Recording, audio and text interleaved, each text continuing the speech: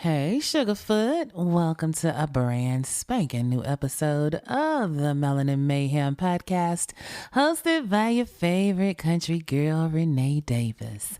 Ooh, honey, if today is your first time kicking it mayhem style, welcome, darling. Let me tell you what you've gotten yourself into.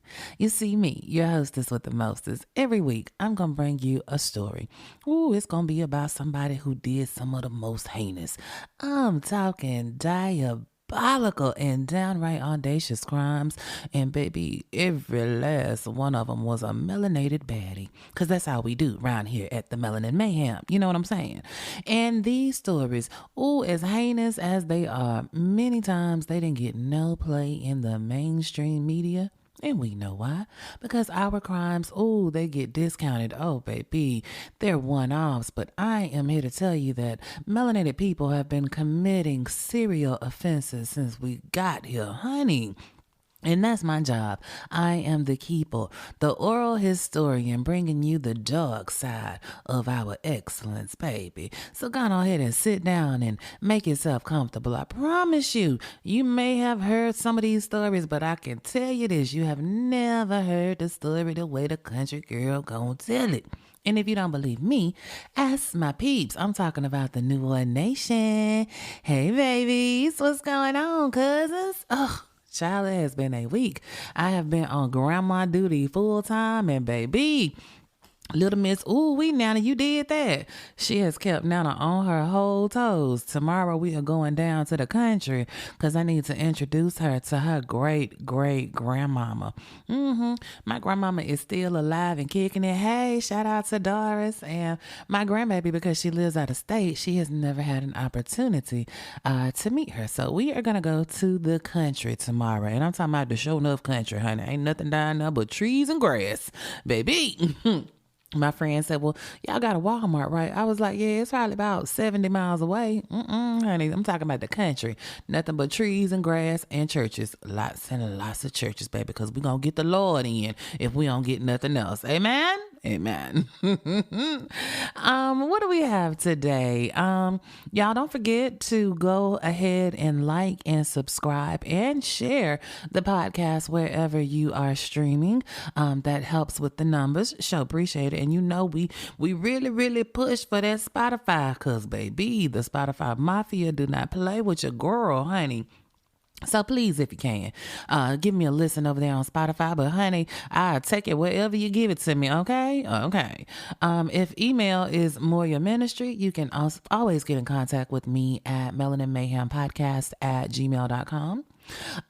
Please don't forget the fabulous website that is melaninmayhempodcast.com, where you can get all of your merchandise needs, as well as you can get a copy of the e-guide From Case to Compelling. I always forget to talk about that, but I know many of you have questions about starting a podcast or getting in a radio show or things like that, and you have questions, and by no means will this e-guide answer every question that you may have, but it's good for some foundationals to kind of help you get yourself organized. That's From Case to Compelling, and you can find that over on the website at melaninmayhempodcast.com. The Melanin Mayhem original story series. Child, we just started a new installment because we have finished up with Miss Ariana and all the stuff that was going on with her. And this week we got introduced to the Whitfields. If you don't know what I'm talking about, you need to subscribe, honey. These original stories, they come with 3 alternate endings, and baby, I be out there with them, honey. I'm using my full imagination to pull these things together, and you can get your subscription on. Just go to melaninmayhempodcast.supercast.com. I think that's all that I have for church announcements. I'm finally undrunk from New Orleans. My mind is a little bit clearer. Hallelujah. That was a good time, baby. That was a good time. I'm still trying to figure out what we're going to do for kind of like an end of summer type of situation. Y'all keep those suggestions coming in. I am reading them. And I am looking forward to us getting together in some way, shape, form, or fashion. Now, today, I'm going to give y'all kind of a twofer type of situation because the subject that I originally started with, there was just not a lot of information on it, but the crimes were, ooh, clutch your pearls. And I was like, you know how I feel. I don't care if there's not a lot of information. If it's a crime that happened, committed by somebody who was of the melanin persuasion, I want to let y'all know about it because that goes to further our point that black people do all types of crimes, baby, and we've been doing all types of crimes. So I figured, let me just stitch two together because both of them didn't have a lot of meat on the bones, but you know, I know how to make a dinner out of anything, baby. Ooh, but baby, the crimes, when I tell you, heinous, just a whole bunch of what the fuck. And the biggest part why I put these two particular ones together was because they shared a trait in common. And that was that they were both elementary school dropouts, which just blows my whole mind because how the fuck do you drop out of school in elementary? But I'm going to tell you about it. And they both were regular dudes, neighborhood dudes, people that hung out and people knew, had family, you know what I'm saying? And they got away with their crimes for years. And then they got tripped up on one little something, and baby, that's when it all came out. So go ahead and prepare yourselves accordingly because, baby, we got some dragging to do today. Now, this is a little vintage crime here that we got. Some of them are still in the present with us today. We'll talk about that. So without further ado, I'm going to go on ahead and drag the first of these trifling motherfuckers to the front of the congregation so we can read them properly. This week's first Melanin Mayhem maker is Mr. Louis Craine.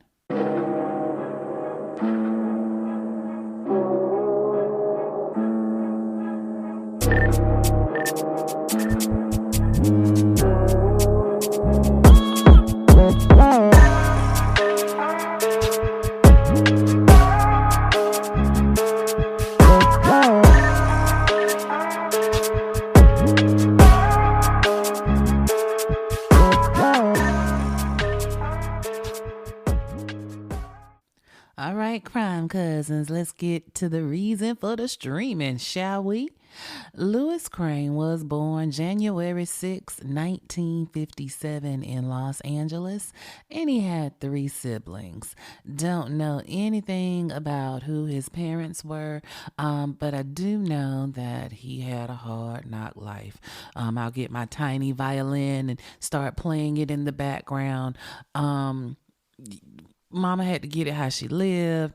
Louis was a little bit of a handful, and for whatever reason, he ended up dropping out of school in the 4th grade.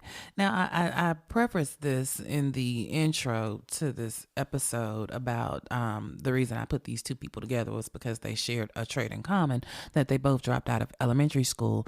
And I know that I am looking through this through the lens of 2026.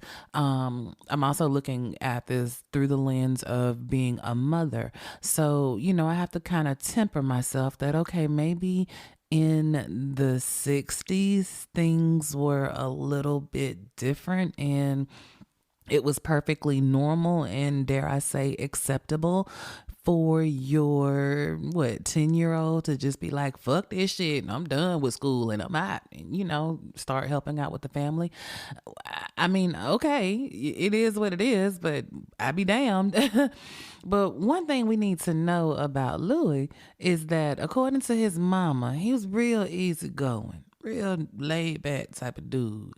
Unless the topic of discussion was them purveyors of Poussey, you know, that like to mix their cocaine with a little baking soda and cook it up. Baby, if we was talking about that, Louis had a whole problem. He really didn't care for them types of women, and he would fly off the handle if he just so happened to come into contact with one. So they say. But mind you, they live in the hood. So there is contact with women who sell that thing all the time. And Lewis wasn't popping off on them every day he saw one. But I guess in particular situations, if he found himself with a woman who was in the sex working field, he had issues. So Lewis has been living his life, little menial jobs here, there, wherever, little, disorderly conduct, little petty any bullshit. But by all accounts, he is just someone who is, shall we say, not lived up to the full potential that life has to offer, right? And ain't no shame in that, because sometimes you just gotta do what you gotta do to get by. And if you happy with it, that's fine. And if you weren't doing anything criminalistic, it's even better.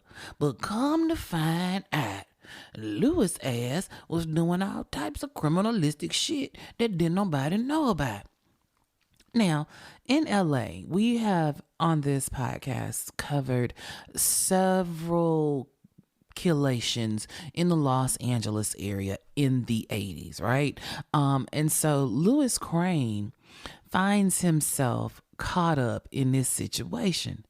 So there was a woman, her name was Carolyn Barney, and Miss Carolyn was found down the street from her mama and them house in a vacant lot on South Grandie Avenue. The date was May 29th, 1987. Now, Lewis had a brother that lived on this same street. And so when Carolyn's body was found, of course, the police were called out, and come to find out, Carolyn has been raped and sodomized and then strangled. So, of course, the police, they cordon off the area so they can do their police shit, right? And so, they canvassing, and they got a witness that say Louis was the last person they saw with Carolyn, and they was arguing not too long before she turned up disconnected. Okay, so the police was like, okay, Lewis Craine, no problem. And so they still doing their thing at the crime scene, and they're looking around, and they see a motherfucker that just look off. You know how you can just kind of look at somebody and get a feeling that somebody that ain't right. I don't know if it was like a neon sign saying, hey, you need to holler at this nigga, but that's what they ended up doing. And so they run up on the dude and ask him what his name is, and he say, my name is Lewis Craine. And they was like, oh shit, you the nigga we need to holler at, because we got some folks that said you were the last person they seen with Carolyn, and I gotta say, you're mighty fidgety, young man. And, apparently Lewis couldn't answer their questions on the scene right there properly. And so that warranted a trip downtown for further questioning. So they get Lewis in the box, and they start working that ass like it was the last day that they was going to ever offer overtime, right? And they say at first, Lewis was all mild-mannered and shit, you know what I'm saying? Some might even call him docile. But baby, when they started asking that ass about Carolyn, ooh, the motherfucking switch flipped, honey, because apparently Carolyn's coochie had a cash register on it, and she liked to smoke a little crack. And we all know how Lewis feel about that right there. So when they brought up Carolyn, he puffed his chest out, he huffing and puffing and shit, you know what I'm saying? And at first, his story was that they had an argument, and he just got mad and he just left. When I left her, she was fine. So they kept on asking them questions. You know what? Run us back through it, Lewis. Tell us how it all went down. And so on the next rendition of the story, Lewis say, well, I did sort of kind of push my forearm against her neck.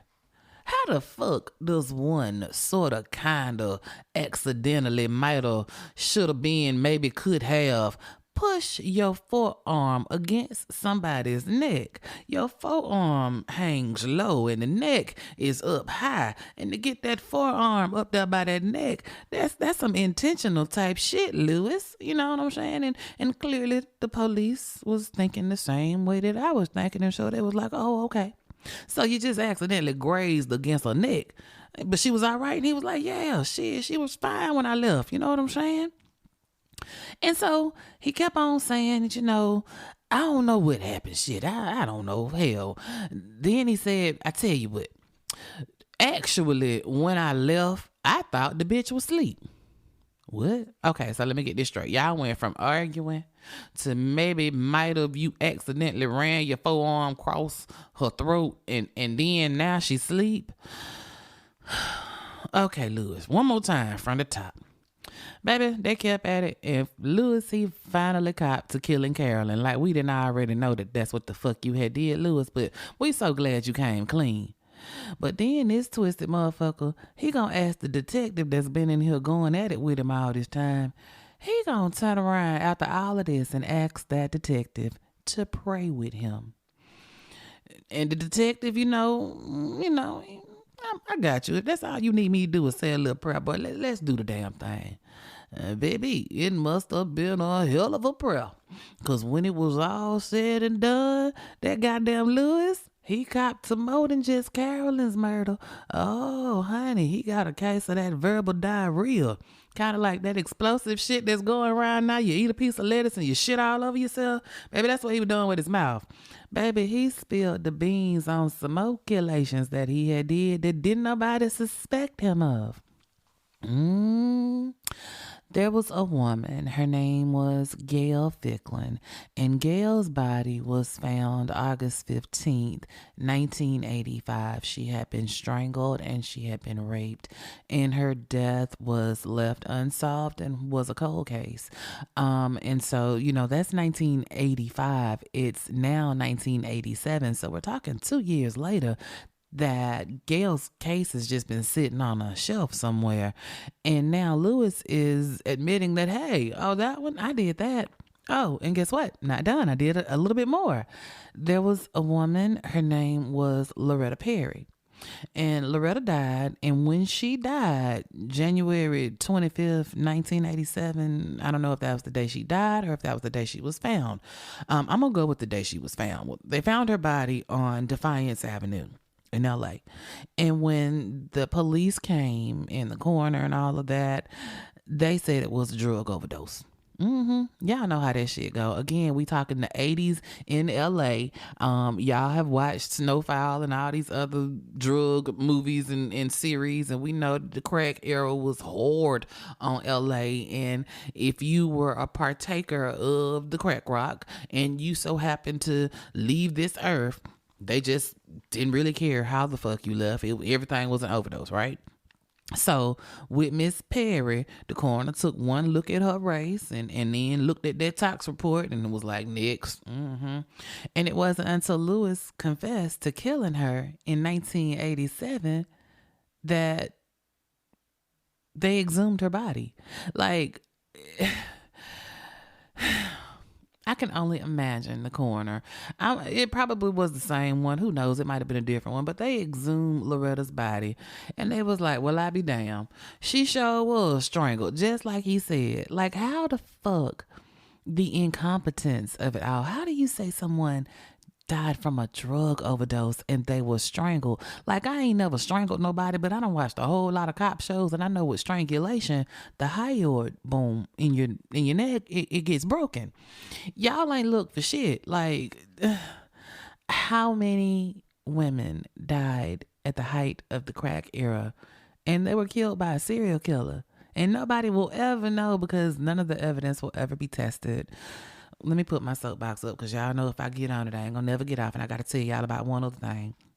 That same year, 1987, there was another woman. Her name was Vivian Louise Collins, and she was found strangled to death on March 18th, 1987, over on East Century Boulevard. Now, Lewis claimed for this one, he's copping to this. He tells the detective that actually the person who killed Vivian was his older brother. His name Roger. The plot thickens. He said, yeah, we was over there doing a little whoop-de-woo, whatever, but Roger, it kind of got out of hand and he ended up disconnecting her. So, the detective's like, let me get this straight. Y'all taking turns, and when your brother Roger took his turn, he choked her out. And he was like, yeah. So of course they go right on over to Lewis's mama house and go try to holler at Roger. Baby, when I tell you how the family closed ranks on that ass, mama was like, Roger was right here at the house with me on the day that Vivian was sent to glory. I don't know what the fuck Lewis talking about, but you won't get my son. And she meant that shit. So because brother Roger had an alibi by his mama, that means, Lewis, you have told us about this murder. That means this murder on you, my G. And so Lewis goes to trial in 1988 at first. And that trial was ended in a mistrial because some kind of way the clerk of the court accidentally gave the people on the jury a copy of some of the witness statements. You can't be giving them information like that. So because of that little snafu, his first trial was declared a mistrial because, the clerk fucked up. And so his second trial started March 27th, 1989. And, the prosecution laid out the confession, the reports from the coroner, all of that stuff. And then y'all ain't gonna believe this shit here. Tell me why the whole goddamn Craine family lined up to testify for the motherfucking state. Child. Mama got on the stand because when they, one thing I forgot to tell y'all, when they locked up Lewis and went and checked, did a search warrant where he stayed at, they found a bloody shirt, and it was supposed to have been Carolyn's blood on the shirt, right? And so Mama gets up on the stand and was like, yep, that shirt is Lewis. I seen him with that shirt on that same day. Yep, that's his shit. And that blood on there belonged to that girl. He did that shit. Brother got on the stand. Yep, I don't know why the fuck he calling my name. He did that shit. Like the whole goddamn family got on the stand and was like, fuck what you heard. We don't fuck with that nigga over there, which is so crazy because y'all know normally in black families, even when we know you did the shit, we just won't say nothing. We even to get up on the stand and be like, yep, you did it. Especially not mama. I'm so outdone. Lewis Craine, you had to build a motherfucker for your whole mama to get on the stand and point her finger at you and say, yep, he the one who did it. Baby. That what I'm talking about. That's that old spell the rod, spoil the child type shit right there. So for Lewis's defense, Lewis say they lying. All of them. They all lying. They just mad because I dipped on that ass at an early age. Because remember, he dropped out of school at, 4th grade. So Lewis said, I been a man. You know what I'm saying? And they just mad because I wasn't studying that shit. And I just went out and charted my own path. And so he had a defense team. His defense attorneys were Morris Jones and Ronald Skyers. And so the defense was, we ain't saying he didn't do it, right? Because he did. What we saying is he wouldn't have confessed to the shit if y'all hadn't interrogated him for 50 hours. You know what I'm saying? What? I promise y'all that was the defense. Then they said, y'all know he's slow, right? Get it together now. Get it together. Okay. Y'all know he's slow. He got an IQ of 69. And that make for good sex, but that make him ride the short bus in real life. I'm sorry, y'all. I'm sorry.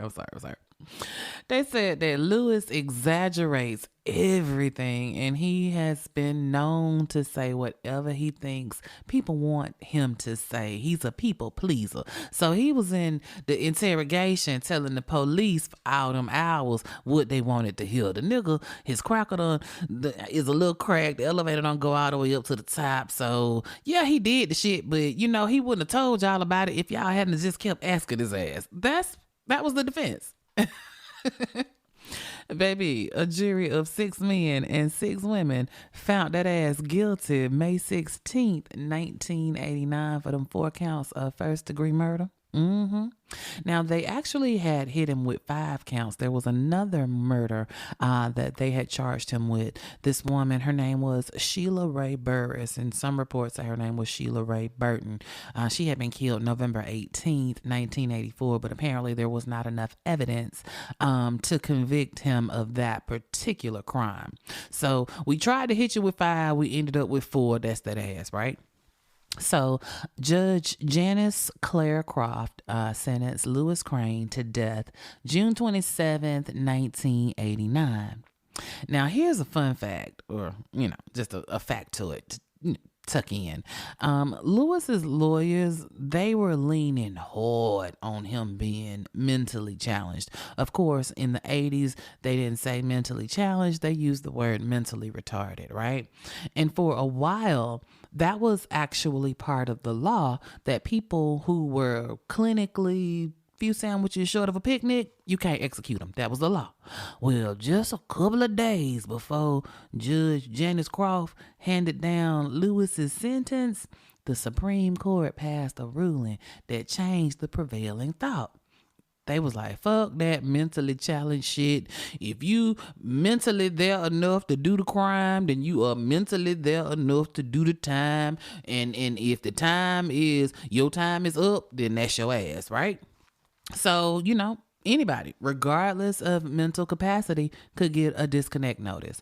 So that was just a little fun fact. I don't know, I don't know if they knew that the ruling was going to come down or whatever, but soon as that motherfucker came down, they made sure that Lewis's ass was the first one to get in line, nigga. Get your ass in line.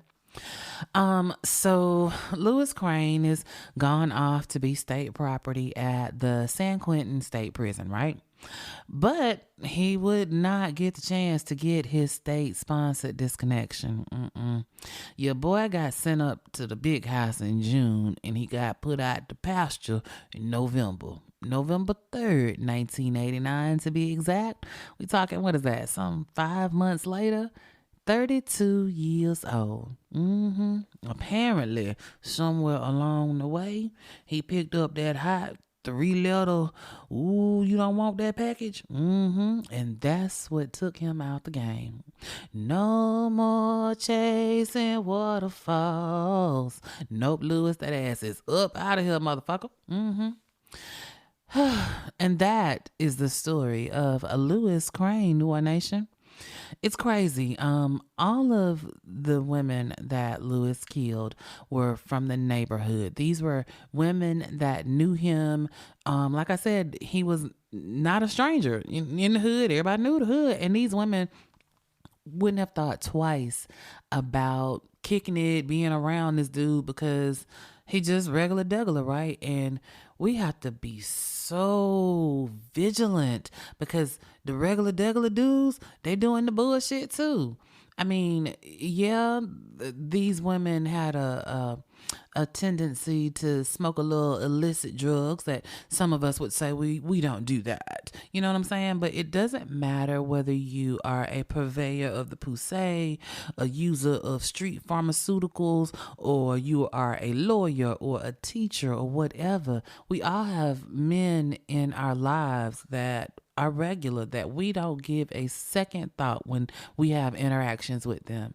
I'm just saying, some of them motherfuckers will take you up out the game and you wouldn't even damn know it. And it wouldn't be until they get slipped up 20 kills later that we realize, oh damn, he the damn serial killer. So protect your neck, because as you see with Lewis, sometimes they accidentally get caught up with a forearm. You know what I'm saying? It's just crazy. He met him in the hood. He dropped him in the hood. And of course, because it was in the hood, the cops, that was not a priority for these cases to be solved.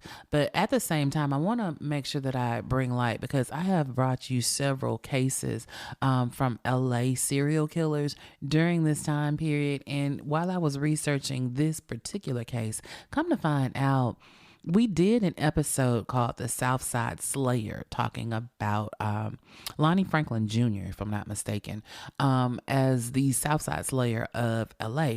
But come to find out, police actually lumped a bunch of cases under the umbrella of the Southside Slayer. Southside Slayer was not just one person, it was multiple peoples out here killing in the LA area.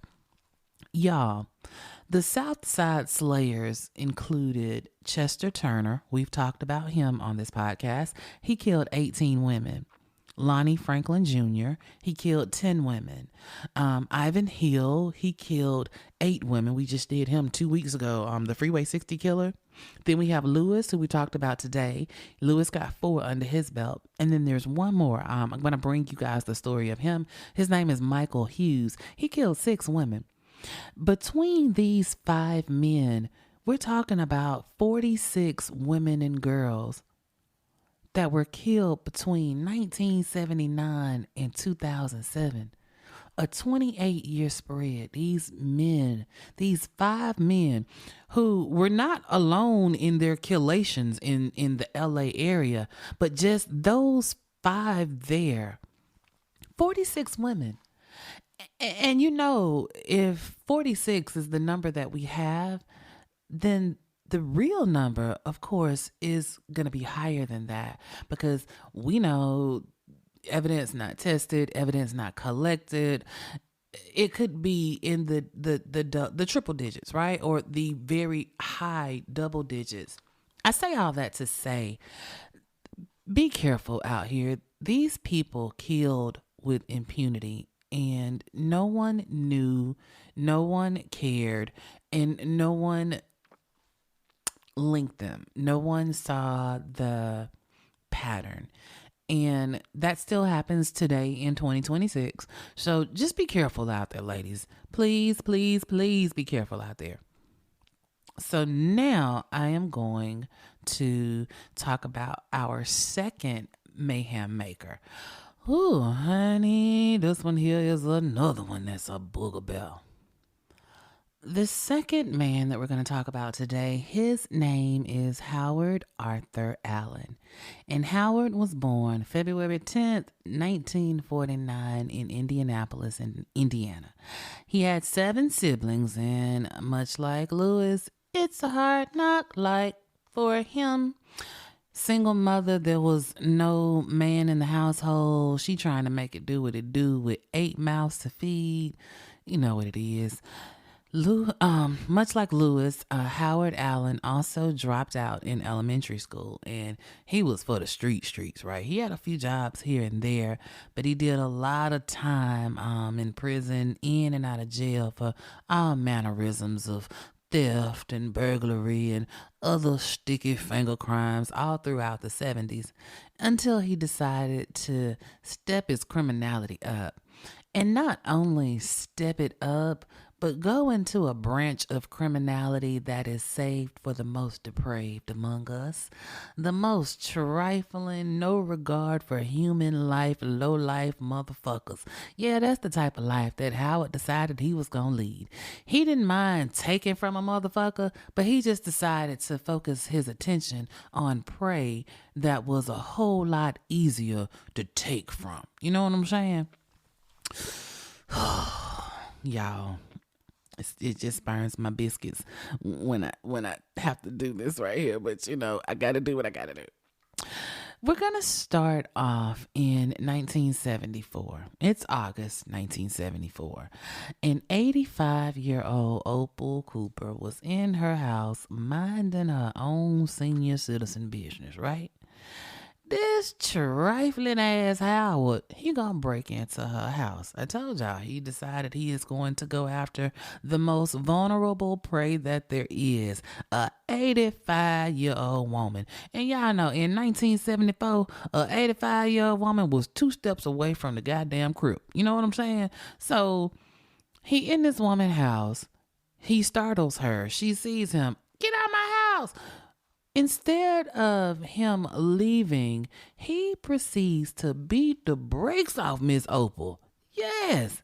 And then, if as if that wasn't enough, Then he sets her house on fire to try to cover his tracks. Now I gotta tell y'all, this one pissed me the fuck off because they caught him. You know, he's a horrible criminal. They caught him. And he killed this old lady. That's murder, right? But oh no. They pled this old lady killer, killing ass killer down to manslaughter. And they gave him 21 years. 21 years for killing an old lady? Miss Opal probably didn't have 21 years left in her. Make him do what she did, 85. He took away the good 85 years that she had. Give this motherfucker 85 years. 21? That just don't sit well in my spirit. And we talking state time. So you know that whole good behavior bullshit of it all. That mean his pussy ass gonna be out of here in no time. And he was. 7 years later, he was paroled in January of 1982 and took his ass right back to Indianapolis to shenan again. 7 years for taking somebody's whole ass life. And not just taking it, like... I understand accidental death. Like you swerved and had a car accident and somebody died. You did not know you were going to have a car accident. You did not mean to have a car accident. You definitely didn't mean for somebody to die. You know what I'm saying? I know you got to go do some time. That's the type of shit I want you to get some 7 year type shit for. You know what I'm saying? You did mean that shit. You meant this shit. Not only did you mean it, you went and killed a senior fucking citizen. This woman ain't bothering nobody at 85. Trifling bastard. 7 years for a motherfucking murder. No wonder the crime rate is what it is. I mean, shit, if I ain't gonna have to do about 7, 8 years, hell, it kind of make it worthwhile. Let me just go on ahead and take this motherfucker out, right? Anyway, let me get back to the story, child. So then we go to when he gets out in 1982, he kind of lay low for a little bit, we think, right? And then he don't pop back on the scene till around May 18th, 1987, when 87-year-old Laverne Hale was mollywopped in her own damn house. Just a supersized can of whoop ass. Open up on this old lady. Baby, I would say that Miss Laverne had a praying grandmother. But at 87 years old, Miss Laverne was the praying grandmother. Baby, I guess she must have been on the main line with Jesus, honey. And she had a clear connection because she didn't die right then and there. No, they was able to get Miss Laverne to the hospital. But unfortunately, she died 9 days later. God damn it, Miss Laverne. Now, the police, they got a few clues. They got eyewitnesses that describe a black man that they seen coming out of Laverne house and shit. You know what I'm saying? A couple of names that people throwing around, but nothing really concrete. You know what I'm saying? Now, a little later that same day that Miss Laverne got, this motherfucker still got smoke for the seniors. A 73-year-old lady, she also got jumped on, but by the grace of sweet black Jesus. Ooh, honey, she survived, but believe, she was fucked up. Oh, yeah, you can't be jumping on a 73-year-old and not think they not gonna come away with some scars. I mean, the PTSD of it all. What the hell? So, police are seeing that there's a pattern of senior citizens being attacked. They have vague descriptions of a black man, couple of names being thrown out, but at this point, they don't have anything concrete. But the attacks on the seniors keep happening. June 2nd, 1987, an old man gets robbed and the person sets fire to his house. And it matches the same description from the beatdown earlier, all right? So we still don't know who killed Laverne. We still don't know who jumped on the little old lady, and we don't know who set fire to this old man's house, right? But then, July 14th, 1987, the very next month, woman, 74-year-old Ernestine Griffin. Now, Miss Ernestine, she's an elder bun. She live out by herself. She's a widow. A little house over on 57 and Keystone in Indianapolis, right? And next door to Miss Ernestine's house was a little dentist office, right? This was during a time when peoples was friendly. The dentist knew Miss Ernestine knew the dentist, and they was friendly. Friendly enough that when the dentist put his car up for sale, nice little Cadillac, somebody stopped by Miss Ernestine's house to inquire if she knew about the car. Now, Miss Ernestine, she told the man she don't know nothing about the car because I ain't selling the motherfucking car. Why the fuck is you over here asking me about the car that I'm not selling? But Miss Ernestine said that she would take this man's information and pass it on to the dentist, and the dentist will get back with the man, right? So dude wrote his name and phone number on a piece of paper. It's July 13th, right? The very next day, July 14th, here go the man back at Miss Ernestine's house, asking about this 1971 Cadillac that's for sale next door. This same Cadillac that Miss Ernestine told you yesterday she ain't selling. It's not her Cadillac. She's not the one. But the motherfucking caucasticals, they're gonna go above and beyond. And true to her nature, this very helpful elder bun, Miss Ernestine, she said, "You know what, son? Let me call the dentist and see if he available so you can talk to him." She invites this strange man into her house while she makes this phone call next door to the dentist office. So she called the dentist. The dentist, his name is Dr. Victor Seaman. Dr. Seaman get on the phone and he take the call. It's around about 10:30, 10:40 in the morning, right? The man get on the phone. Say, "Hey man, I sure want to buy your car." Whoop the whoop, whoop the whoop. The man, Dr. Seaman, he tell the man on the phone, who is Howard, that, right now is not a good time for me. I'm at work. I got some shit going on. I got business I need to take care of. I got your phone number. I'll give you a call later. Howard say, "All right," and they hang up. But Howard still want to talk about the motherfucking car that Miss Ernestine ain't selling, and he's still in Miss Ernestine's house. So he tell Miss Ernestine, call the dentist back. Call Dr. Seaman back. The same Dr. Seaman that just told your monkey ass he was busy. Miss Ernestine, ever so helpful, she dialed a number, called Dr. Seaman back and say, "Hey, the young man, he want to holler at you again." So Dr. Seaman, that's the demons. He say he kind of go off on Howard wearing some ass. Like, "Dude, I just told you I'm busy. And furthermore, how the fuck is you all up in that woman's house bothering her about a car? She ain't fucking selling. I told you I holler at you when I fucking holler at you." You know what I'm saying? I get it, Dr. Seaman. I get it because, sir, what the fuck? Who? Dr. Seaman hang up the phone, and that's that. Baby, after the hang up, do you know this motherfucking trifling ass Howard beat helpful ass Miss Ernestine to sleep? Ooh, honey, when I say he unalived that woman in her own home, he did the goddamn thing. Baby, he done beat her, and then he jugged her in her left titty, y'all. Ooh, ooh, shit, that hurt. Not Miss Ernestine. Baby jugged her in the left titty with a butcher knife from her own kitchen. And then, as if that wasn't bad enough, y'all, tell me why he went back to the kitchen, grabbed the motherfucking toaster oven, and proceeded to bust Miss Ernestine upside the head with the goddamn toaster oven. Sir, look.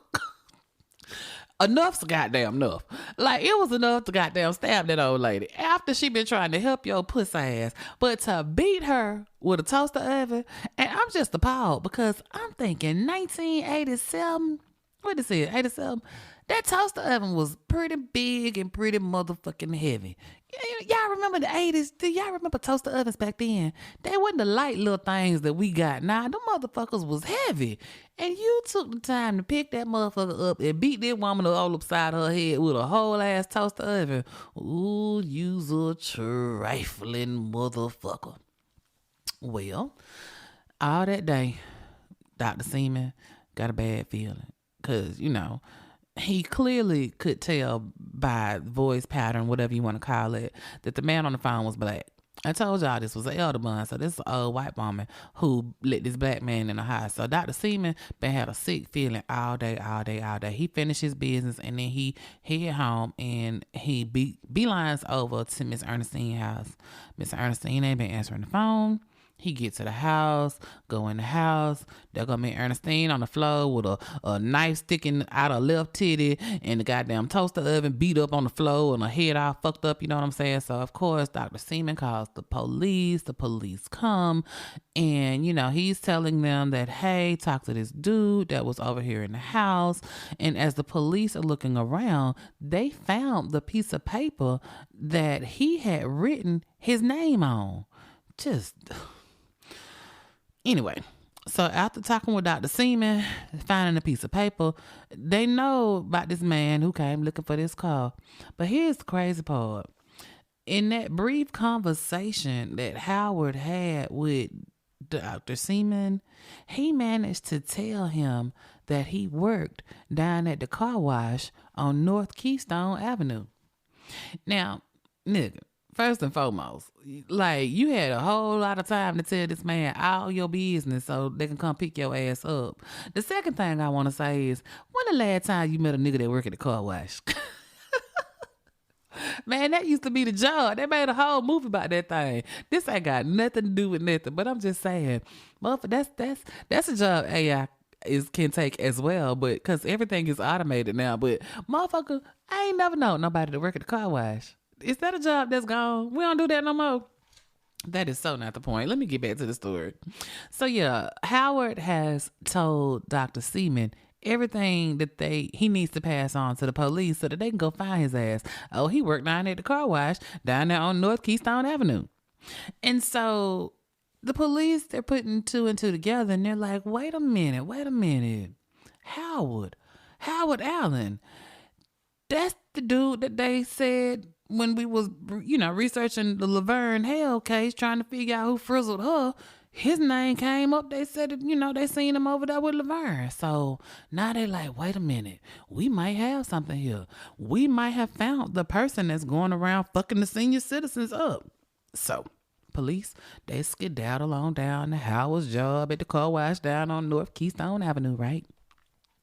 And when they get there, they talk to Howard and then they go through his locker or whatever. And damn if they don't find Miss Ernestine's camera. Because they knew it was a camera that was stolen from her house, right? So when they holler at Howard about the little shit, baby, y'all know Howard denied that shit like Peter did Jesus. But the camera, it had film in it, right? So they go and develop it. And ta-da, this is Miss Ernestine's shit. So then Howard changed his story and he was like, you know what? I just bopped her upside the head once or twice, but I ain't kill her. Bruh. Sir, how you gonna bop this old lady upside the head once or twice? Sir, a 87-year-old white woman, that woman looked like she was 197 years old. You ain't had no business fucking with that lady. I'm sorry, man, Ernestine, you was 74. So, okay, she looked like a 119-year-old woman. In the 80s, boy, all I can see is Sophia from the Golden Girls. Leave that lady alone. So, Howard, after they developed the film and they tell him, we know that's Miss Ernestine camera and you got Miss Ernestine camera in your shit. And so now he done bopped her upside the head once or twice, but I ain't kill her. And then he was like, and I'm going to tell you why I bopped her upside her head. I ain't do it till after that motherfucking doctor talked to me all crazy on the phone. And then Miss Ernestine, while y'all talking like she's so high and mighty, that bitch cussed me out too. Sir, if ever there was anybody who deserved to be talked to greasy, it was your puss ass. You done showed up 2 days in a row to talk to this lady about a car she ain't selling. You deserve to be talked to greasy 2 days in a row. And then not only that, after she on the second day makes a phone call for you, it wasn't enough for her to make the phone call. You needed her to call this man back. Sir, you supposed to be talked greasy too. He should have said a whole lot more. I'm sure because they were called casticles, they kept that shit cute. You better be glad you wasn't fucking with no niggas. Calling me about my goddamn Cadillac I'm at work. Nigga, get out of my mama's house. You know what I'm saying? And so they keep going round and round and round and his story keeps changing or whatever. And so finally he says, quote, I didn't stab that lady, but if I did, I need help. come through, Howard. Go ahead and start setting up your mental defense. Now, I hear you. So they went on ahead and arrested Howard Allen on July 15th. That was that very next day. And even though after doing their due diligence, they thought Howard was good for like 11 other attacks, but they wanted to go with the strongest case that they had, that they knew the probability of them getting a conviction was higher, and that was going to be Miss Ernestine's case, which was the freshest case of them all, right? Not to mention the one that was an elder bun, right? And so Howard's trial, it starts June 9th, 1988, and he is facing a murder and robbery charges, right? Quick trial, honey. By June 11th, 2 days later, they was ready for the sentencing, baby, because the guilty verdict was in, honey. They guilted his ass and sentenced him to death for murdering Miss Ernestine. And it wasn't just the murder charge. They also gave him 50 years for robbery with serious bodily injury and a consecutive 38-year sentence for stealing her goddamn camera. So, yeah, Howard Allen went and checked in for his reservation on death row on August 30th, 1988. And he would spend like the next 25 years trying to get them to believe that his cheese had slid off his cracker. So legally, y'all can't kill my ass. Remember, we just talked about this, that was the rule, that if somebody was believed to be mentally disabled, that you could not kill them, right? And so it took them 25 years to wear their ass down, and they finally was like, all right, they have ruled on it, fine, we won't kill your crazy ass. And a judge converted his disconnect notice to a just stay here till the devil call you home type sentence, right? But then, in a very peculiar turn of events, in 2012, somebody had the bright idea to resentence Howard Allen. Yeah, they were going to change his sentence for Miss Ernestine's murder. 25 years after he unalived Ernie, they gave this nigga a release date. His release date was going to be April 23rd, 2035. Now, at that point, Howard would have been 86 years old. But you see, I'm talking in the past tense, honey. Howard would never experience life that didn't have the sink attached to the toilet. He kicked the bucket June 5th, 2020. He was 71 years old. If he had held on for just another 15 years, he could have two-stepped his ass right on up out of prison for killing Miss Ernestine. But that, New One Nation, is the story of Howard Arthur Allen. I just don't understand people who can hurt children and old people, the most vulnerable amongst us, the people who can't fend for themselves, a child, a baby, an older person, you know what I'm saying, frail and brittle bones and ain't got no strength to be trying to fight off no young buck. Like, what makes you want to go after an octogenarian? I just don't get it. And I really, really, in my heart of hearts, believe that there is a special place in hell for those who do harm to children and old people. I mean, doing harm to anybody is bad. You know what I'm saying? But we are a violent people. Humans are violent. Some of us are very violent. Most of us have learned to tamp down those aggressive or violent natures that we may have. We understand how we need to act in polite company and non-polite company. But those amongst us that just don't give a fuck, man, we need to start doing something about these motherfuckers. After he fucked up Miss Laverne, they should have got his ass. Like, all this, you can get out, you can get parole, good behavior. Fuck all that. You fuck with a child, you fuck with somebody old, that's your ass. It's enough able-bodied, young, spry motherfuckers between, shall we say, 21 and what's retirement age? Let's say 60. 21 to 60. I don't even say 60. Even though it's some fine ass 60-year-olds out here, let's say 21 to 50. It's enough people in that age band for you to be out here fucking up. You know what I'm saying?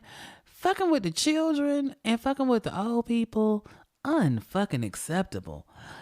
While I'm on this subject, I'm kind of torn, y'all, because I do think that people can be rehabilitated in the right setting, right? But just sticking somebody inside of a cell and say, do better, that's not rehabilitating somebody. I'm talking about therapy and community service and education. Those are the things that are needed to help actually rehabilitate somebody, right? But I also think that if you can murder somebody that wasn't trying to murder you, you got a very high chance of doing that shit again. You know what I'm saying? You done already crossed that imaginary boundary that holds most of us back. Like I believe I could fuck a motherfucker up. I do. But I ain't never had to be put to the test. You know what I'm saying?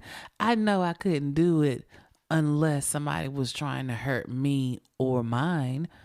Like, just because I don't like you, I hate that bitch, I'm gonna fuck that bitch up, or he cheated on me, or all of that shit. I can't do it. I can't do it. I can say I'm so mad I kill that motherfucker, but those are just words. I know I couldn't. That part of me has been tamed and civilized. I don't have a bloodlust. I could, sure, absolutely. I believe we all could when put in the right set of circumstances. Yeah, we could, but that wouldn't be our first thought. So all of that to say, you kill somebody, you should be done for. But I think that there should be maybe parameters around that. Like we were talking earlier about the accidental killing, a car accident, a slipping, something that was a complete and total accident. Nobody came with malice or intent. There has to be a crime committed, sure. There has to be some type of punishment for it, sure.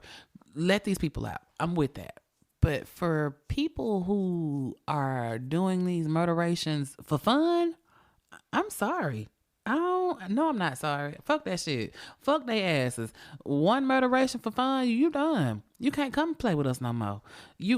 We need that penal colony somewhere that we can separate the I just ain't gonna do right motherfuckers. I'm bad and I know I'm bad and I'm gonna just take somebody's life at will. They need to be separated from civilized society. Guantanamo Bay, the middle of Alaska somewhere. I mean, it's a whole lot. What that island that little boy, they left that little boy on in Alabama? Go drop all the ass off on Horn Island. What the fuck? We as a people, we're gonna have to start having conversations, y'all, because the killers, we can't keep letting them out on the street and then being surprised that, oh, they killed again. Oh my Jesus, he killed Petunia. Oh Lord, grandma is down. 2 killings, you will never get another chance. But that second one, bruh, forever. I can't wait to hear what y'all have to say about this duo that we talked about today. Y'all know how to get at me. I am Melanin Mayhem Podcast on all of the socials except for X, where I am Melanin Mayhem PC. The website, don't forget, is Melanin Mayhem Podcast at that's the email address at gmail.com. The website is just melaninmayhempodcast.com. Don't forget the Melanin Mayhem original story series. That's our shit. You know what I'm saying? It's getting good over there, y'all. You gotta come join us because, baby, oh, the stories. And this is also good if you have people in your life that, everybody is not like us and they don't care for true crime. I know we look at them crazy, like, what the hell? Why don't you like the true crime genre? But everybody doesn't like it. But this is an opportunity to give those in your life that like a good story, want to support Black because, I'm just saying, support the peoples. this is a way for them to be able to get down with a good story, find out something new, see some new stuff, because every week it's something different. We start off with the foundational story, and then every week following the foundational story, I give you an alternate ending. It's really good fun. I've really been slacking on my additional content. I'm getting on it. I've got a young lady who's a member of the Noir Nation who has reached out to me, heard my plea about needing some help in these social media streets to try to help take some of this pressure off of me. And I truly am appreciative. So hopefully, in the coming weeks and months, I will be able to free up enough space so that I can start to do some extra things. Because I have so many things that I want to do. It's just that realistically, man, it takes a lot, man. Like, I ain't gonna even hold you. Just the research alone for Melanin Mayhem, it takes a lot of time out. And so I do enjoy the fact that with the original story series, I don't have to do the research because the story is completely from me. So I don't have to get my facts together and this, that, and the third, because, the facts came from me. It's totally fictional. These stories are not about any person, place, or thing, right? So yeah, all of that to say, go on ahead and make sure that you are spreading the word that Melanin Mayhem is the shit, and you need to get down with it, cause that's my girl. That's my girl. What else do we have? Oh, I know. It's time for our Noir Nation shout outs. And this week we are going to shout out Majestic Janae, who left a review on Apple that says, "I love it here. 5 stars. Girl, is it Wednesday yet? I love you, and I love being a part of the Noir Nation. Keep being you, queen. We love you." Ooh, Janae. Oh, I love you too, girl. Thank you so much. Taking time out your day. Spending time with the country girl, and not only just spending some time listening to me talk shit, but also taking time out of your day to write me a review. Girl, thank you, honey. Sure appreciate that. The love is real. It's mutual, honey. Keep listening, because I'm gonna keep talking. Keep spreading the word, honey. Tell all your friends. Put me on the group chat. Tell everybody in the book club, hey, when you ride down the street, just blast an episode, and they can be like, who you listening to? So I can listen to. All right, y'all.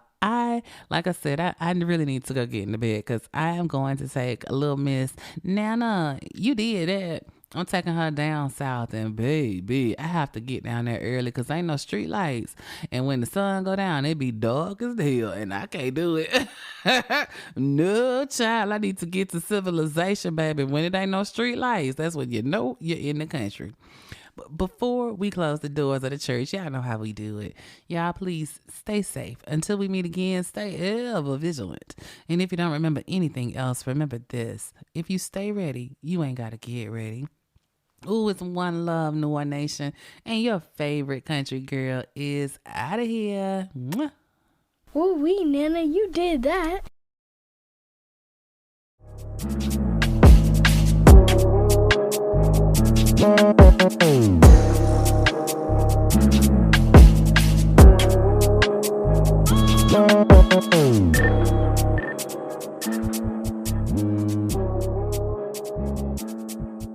Wow.